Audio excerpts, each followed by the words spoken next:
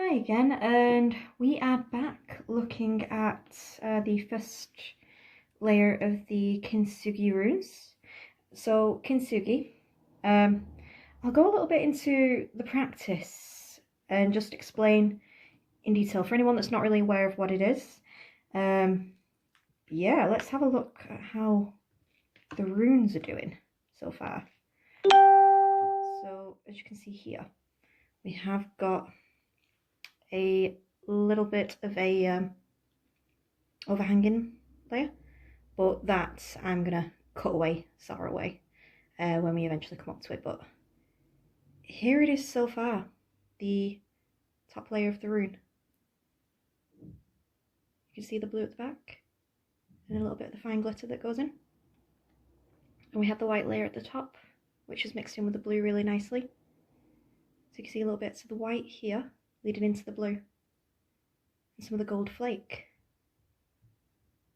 There we go. And there's a carving of one of the runes, the sigils, which when the product is finished, I will be painting into them so you can see a more clearly defined sigil there. Yeah, let's pop this back in, because we're going to be adding our second layer. So for now, these are going to go to the side whilst we complete our mixture. But right now, I need to go get some hot water.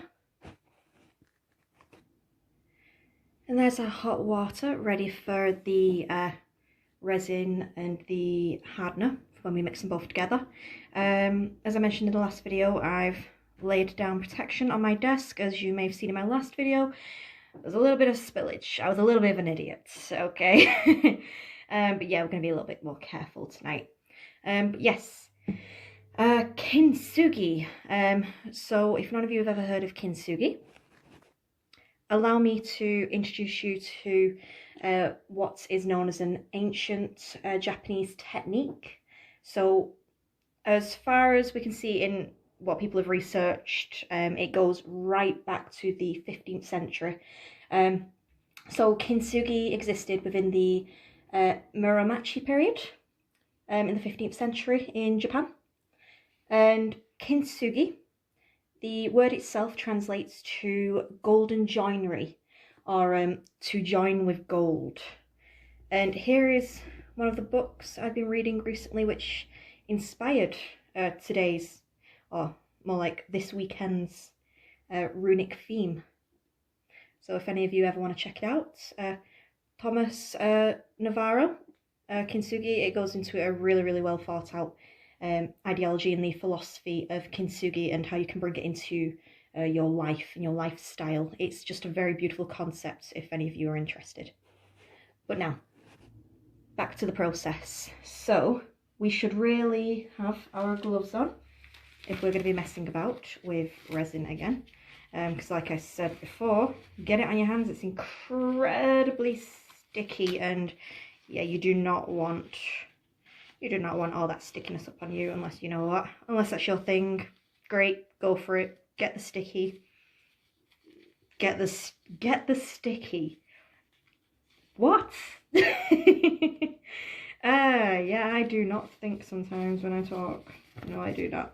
But yes, let's speed up this process a little bit.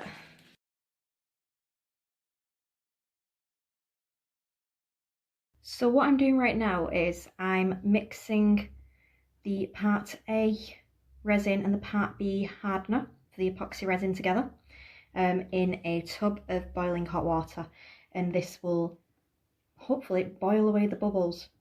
And I do recommend at some point after you've mixed it together and you leave it standing for a bit whilst you sort all of your other equipment out, that you change out the water for a fresh batch of boiling water, just so we can ensure we really boil those bubbles away, so you get a nice and clean look to the final resin product. So what I'm going to do now is I'm just going to leave that to the side, boiling away. Okay, so I mentioned in the last video, for the base of the resin, I was going to do a blue tone to offset against the current blue tone and the white and the gold. I'm not going to do it too dark though. Do you have a couple of, oh, we have a few options of blues with my dyes. We do have a few options. Okay, that's a royal. Oh no, that's a purple. It looks quite blue to my eyes. So no, we want to discard the purple. We don't want purple. We've got a royal blue, we've got a brighter, more neutral primary blue. Let's go for more of a grey tone. I want more of a grey tone, so I'm going to go for the royal blue, which will have a bit more of that grey tone to it, because I am going to also add in a little bit of the white as well. So we've got our royal blue and our white. Fantastic. So what I've decided to do for this side of it, for this back side of it, I want to add more gold into it, but we're not going to do gold glitter. What we're going to do is we're going to get some of the flakes and we're going to cut them down. So we want to cut these down into lots of little pieces, and we're actually going to put the flakes into the resin product, into the resin final mixture. And that should hopefully give us a really nice shining offset to the front of the resin, but also tie the whole ideology around the gold liqueur, the gold concept of Kintsugi, of the golden joinery. So a little bit more on Kintsugi. So for any of you that isn't aware, Kintsugi is the art of repairing broken pottery. So it can be repaired with liqueur, so dusted or mixed with a, well, it's more commonly a gold, a powdered gold, but there are the options of using silver or platinum, but as the name Kintsugi contains gold, golden journey, we are going to go with that metallic theme right here. But yeah, the whole idea of Kintsugi is to acknowledge the items and the toil that has been taken by said item, showing all the repaired cracks and the breaks that this item has endured. So you want to see like a beautiful golden trail of all of these cracks that shows the item's journey, the item's history, rather than just concealing the damage. So yeah, it's the whole idea of it is to add to the item's beauty rather than just throw it aside as damaged goods. Yeah, it's an absolutely wonderful concept, and it caught my attention. God, it was about a decade ago, I think. It would have been about a decade ago. I would have been in college at the time. So it would have been about 13 years ago. Because around that time, I was very interested in Japanese art itself. I was really interested in the techniques that were used in the watercolours, the etchings, and yeah, my research brought me into the world of Kintsugi, and ever since then, just the concept of Kintsugi has always held like a special place with me, and yeah, it's philosophy that I'd like to think that I carry within myself, within others that I come across, and that I like to think that I demonstrate to them as well. It's just a really beautiful philosophy. Like the it's actually derived from the Japanese philosophy. It's an extension of wabi sabu. I don't know if any of you have heard of wabi sabu. It's the so the way of the wabi sabu is that it encourages us to search for the beauty in imperfection, rather than just disregard it, to accept the damage that comes as a part of a person, as a part of their history, to acknowledge those cracks, but in a way that celebrates who we are as a person, who we've become as a person, instead of just disregarding it all and just saying, oh, you are of no use anymore. Because that's where the whole concept comes, really. Like, someone was to smash, this would have happened in like the 15th century, 16th century, if a pot was smashed, a bowl was smashed on the floor.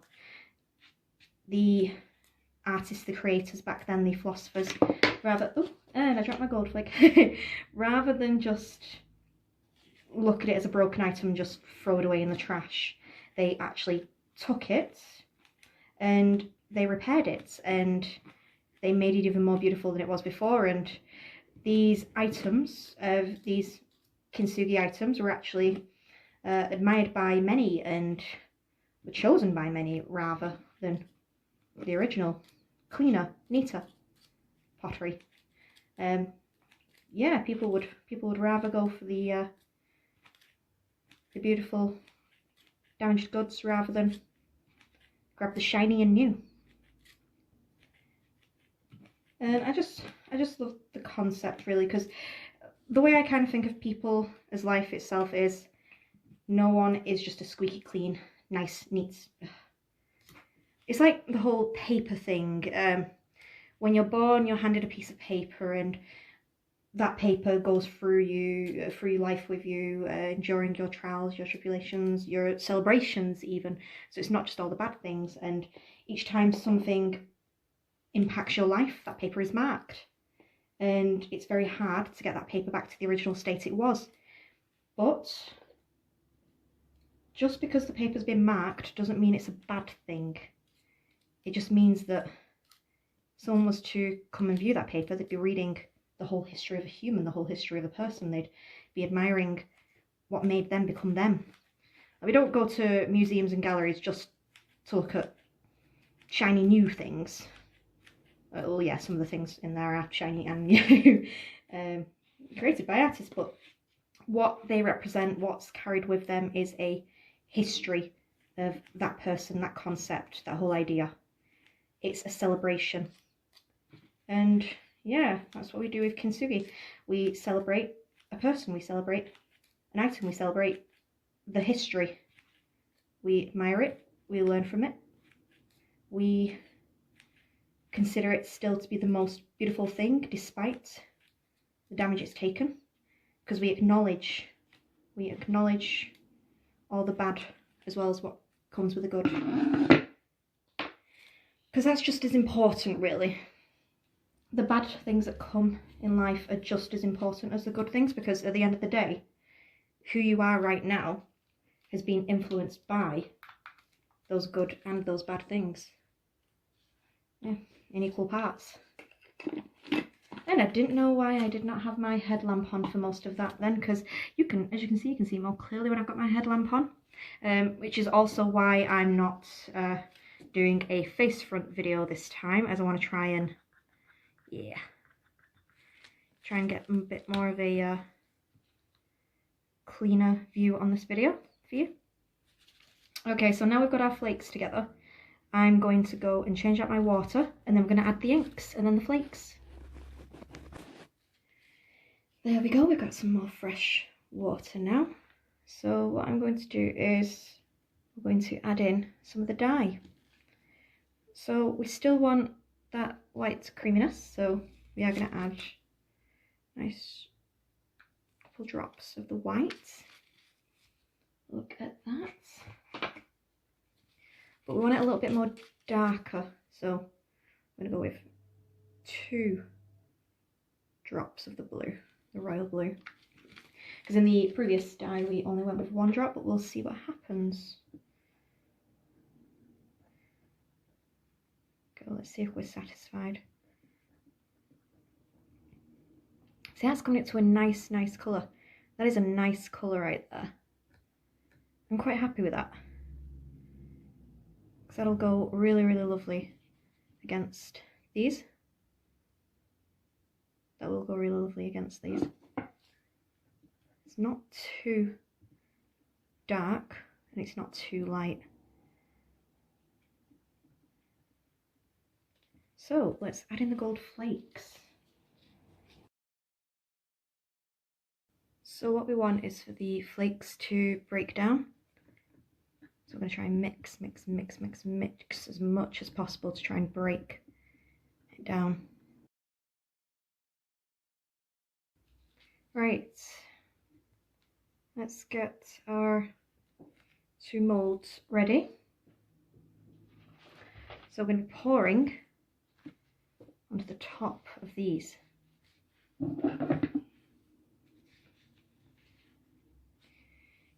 Well, we got our gold flake everywhere. So we're going straight with the pouring with this one. The syringe I used yesterday as I was going on top of existing gold leaf that was outside of the resin, because this is inside the resin. If we were to use the syringe, it'll just get caught in it, and yeah, that won't really come out great. Just be like tiny bits and ineffective. So yeah, let's get pouring.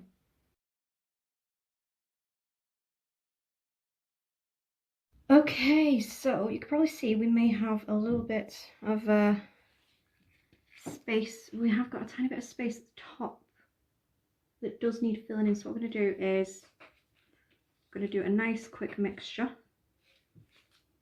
Not as much as we did before. So I'm going to go with a 50ml each of part A and B, just so we can fill in those gaps. And we'll do another white blue tone there. So it was a few drops of white, 2 drops of blue. Not as much resin as we were mixing together before. We just want to try and get that same colour tone. Yeah, it looks like we've got the same tone, haven't we? Which is nice.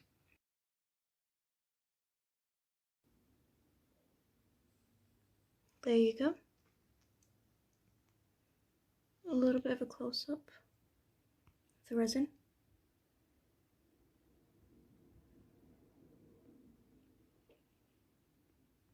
I'll include a video on the final product when everything's taken out and when everything's been cut down and all of the sigils have been painted on.